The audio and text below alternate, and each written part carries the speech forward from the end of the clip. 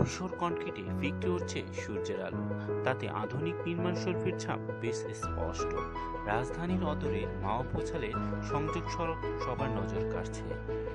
একসময় এখানে মাটি পানি ছাড়া কিছুই ছিল না।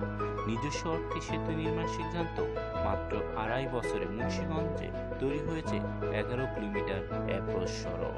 একইভাবে জাজিরা প্রান্তরে নির্মাণ কাজ শুরু হয়েছে, সাথে নির্মাণ হয়েছে কালভার্ট ও আন্ডারপাস। এটা আমাদের আগামী মে মাসে শেষ হবে। ব্যাংক বাড়াইছে, নতুন ফেরি করছি আমরা, বা রাস্তা নিয়ে যাচ্ছি, সেখানে সব হয়েছে। এই জন্য আমাদের এক মাস দেরি হচ্ছে। সেতুর সাথে যুক্ত হচ্ছে দেশের ব্যয়বহুল ঢাকা মাওয়া 4 লেন সড়ক। সেনাবাহিনী এর দায়িত্বে রয়েছে। পদ্মা সেতু দিয়ে ট্রান্স মহাসড়কে প্রবেশ করছে বাংলাদেশ। রাস্তা বড় হবে, জায়গায় জায়গায় অ্যাক্সিডেন্ট হচ্ছে, এর জন্য অবস্থা বেশি একটা ভালো না। ফোর লাইন হলে খুব ভালো হয়। রাস্তাটা যদি আরো বড় হয়, প্রতিষ্ঠিত হয়, মানুষ যাতায়াত করবে, কাস্টমার আসবে, দোকানটা বড় হবে।